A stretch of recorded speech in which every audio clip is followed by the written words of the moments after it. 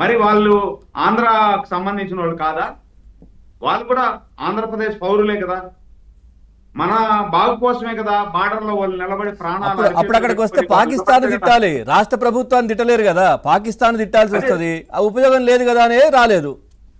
అదే ఇప్పుడు మీరు నిజంగా ప్రజల పక్షాన పోరాటం చేయాలా, ప్రజల కోసం పనిచేయాలనుకునేటప్పుడు ఎవరు చనిపోయినా పరామర్శిస్తారు. అవును కదా. మీరు దానికి రాలా. మొన్న పూతలపట్టు హైవేలో యాక్సిడెంట్ అయ్యి 5 మంది చనిపోయారు. మరి వాళ్ళ దగ్గరే కదా మీకు. అంటే మీరు ఆ కర్ణాటక నుండి 40 కిలోమీటర్లు, 50 కిలోమీటర్లు, 100 కిలోమీటర్లే కదా. మరి ఆడికి ఎందుకు రాలేదు పరామర్శించడానికి? మరి మీకు ఇక్కడికి వస్తే మాత్రమే చంద్రబాబు గారిని అవును సార్, అక్కడ ఏం చెప్పాలి? అక్కడికి వస్తే ఇప్పుడు మీరు అన్నట్టుగా అక్కడికి వస్తారు, ఏం చెప్పాలి? అక్కడికి ఏం మాట్లాడాలి? ప్రభుత్వాన్ని ఎట్లా తిట్టొస్తుంది అక్కడికి వస్తే? అదే అంటే అందుకనే నేనేమంటానంటే గత ప్రభుత్వంలో, అంటే గత ప్రభుత్వాన్ని గురించి మాట్లాడుకోవాలంటే చాలా టైం పడుతుంది. పెద్దలు ఇద్దరు కూడా చెప్పారు. నాకు తిరుపతిలో ఒకే ఒక అంశం చెప్తాను నేను. తిరుపతిలో ఆ రోజు ఏదైతే కరోనా సందర్భంలో ఆక్సిజన్ సప్లై చేయకుండా 45 మంది నా డివిజన్లో, నేను ప్రాతినిధ్యం వహిస్తున్నటువంటి నా డివిజన్లో 3 చనిపోయారు. 3 చనిపోతే వాళ్ళని పరామర్శించేదానికి లేదు, కనీసం వాళ్ళకి ఎక్స్గ్రేస్ కూడా ఇవ్వలేదు. తగిన ఆ కుటుంబాన్ని ఆదుకుంటానని చెప్పిన పాపాన్ని కూడా వాళ్ళ ఇన్క్లూడింగ్ లోకల్ ఎమ్మెల్యే కూడా ఆ రోజు కరుణాకర్ రెడ్డి కూడా. ఈ రోజు ఏదో కరుణాకర్ రెడ్డి ఏదో ఆవురు అనేసి నేను ఆవులు చనిపోయినా, అది చనిపోయినా, ఇది చనిపోయినా రాజకీయాలు చేసేదానికి ఒక దగ్గర వెళ్తున్నారు. నేనేమంటానంటే సార్, పూర్తిగా ఈ పార్టీయే శవాల మీద పుట్టింది.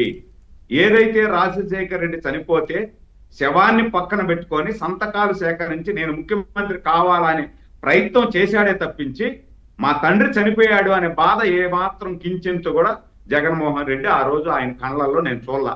నెంబర్ 1.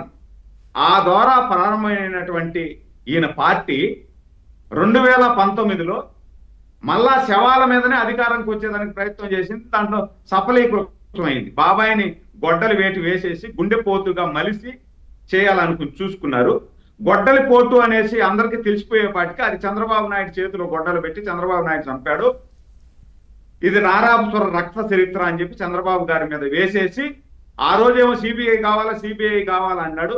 అధికారంలోకి వచ్చిన తర్వాత సిబిఐ ఎంక్వైరీ అవసరం లేదు అని చెప్పేసి చెల్లిని తల్లిని ఇద్దరిని పక్కన పెడేసి ఆ విధంగా 2019లో ఆ శవం మీద అధికారానికి వచ్చారు. ఆ శవం మీద అధికారంలోకి వస్తూ దాంతో పాటు కోడికత్తి డ్రామా ఆడి వచ్చారు. అంటే మొత్తంగా చూస్తే ఈ పార్టీ మనుగడే శవాల మీదనే మనుగడ ప్రారంభమైంది.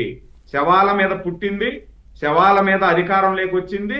ఈ రోజు అధికారం పోయిన తర్వాత మళ్ళా కూడా శవాలు ఎక్కడ పడితే యలహంక ప్యాలెస్ లో ప్రశాంతంగా సేద తీరుతున్నటువంటి ఇతను ఈడ ఆంధ్రప్రదేశ్ లో ఏదైనా ఒక శవం పడితే అది కూడా చంద్రబాబు గారిని, కూటమి ప్రభుత్వాన్ని నిందించడానికి ఉపయోగపడేటువంటి శవం పడినప్పుడు మాత్రమే యలహంక ప్యాలెస్ నుండి ఆంధ్రప్రదేశ్ లో అడుగు పెడతాడు.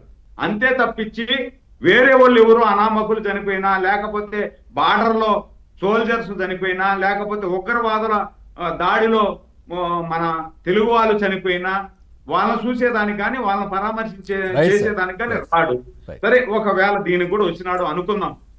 దీనికి వచ్చినా కూడా ఈరోజు మీ దగ్గర మూలకతా ఉంది కదా, డబ్బులు పరామర్శించుకొచ్చారు, చనిపోయారు కదా.